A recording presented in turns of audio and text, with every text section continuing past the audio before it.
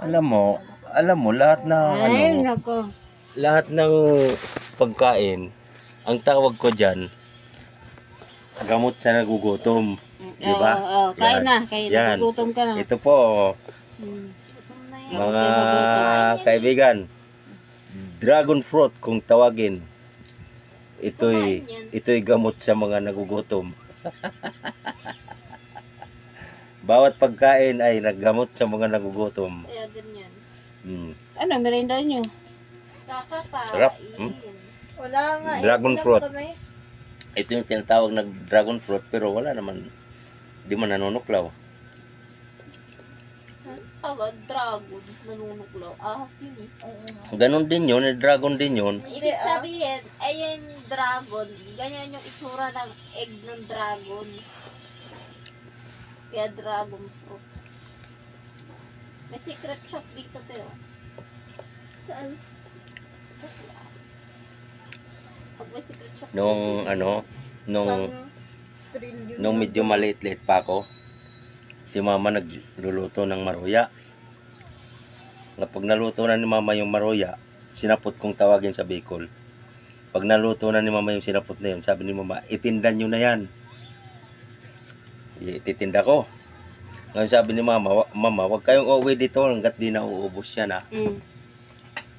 Ngayon, palibasa maigpit nga yung bilin ni mama na wag uuwi sa bahay hanggat di na uubos yung tinda namin na maruya. Ano? Kain ninyo. Hindi pa. Sumisigaw pa ako. Sabi ko, bili na kayo. Yung hindi bumili, mamamatay. Naman Ngayon, may nakarinig sa akin. Sabi sa akin, hoy, anong sinasabi mo yan? Sabi ko, bili na po kayo ng tinda kong maruya. Sabi mo, ang di bumili, mamamatay. Sabi ko, pag hindi po siguro bumili, mamamatay. Sabi sa akin, kung ikaw kaya patayin ko. Takbo ako eh. May dala-dala mo namang itak eh. Takbo ako eh. Sabi, hindi po kuya. Sabi ko, hindi po. Ano ko lang yun. Sabi ko, para maubos yung tinda ko. Ayun, madaling sabi, hindi pa ubos yung tinda ko. Ginawan nyo. Hapon na.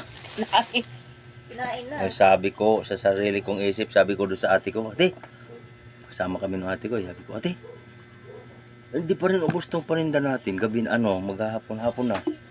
Ano kung dapat natin gawin? Sabi nung ate ko, itinda pa rin natin. Sabi ko sa ate ko, ate, para maubos, kainin natin. Kasi sabi ni mama, wag daw tayo umuwi doon sa bahay.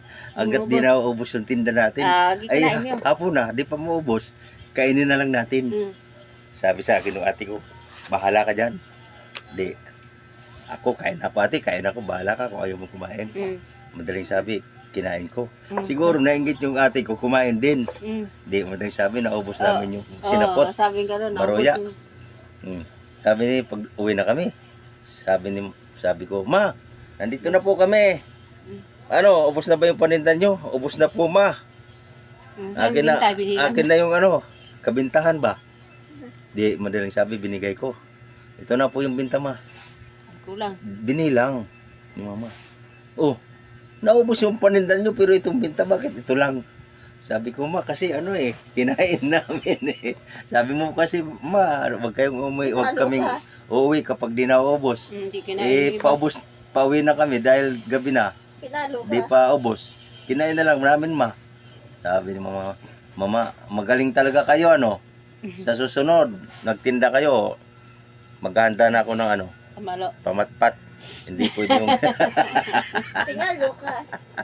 Di pa naman, kinurot lang ako. Pag nangurot pa naman yun, pag papilipit, ang sakit. Paano?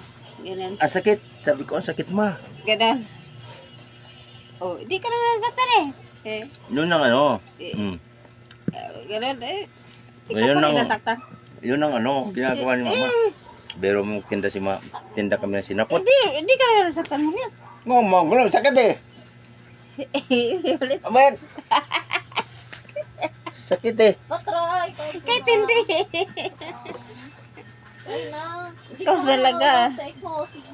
Yun ang kwento namin sa probinsya. Paano nga kurot? Papilipit gano'n, Okay, subukan nito. Aray, sakit.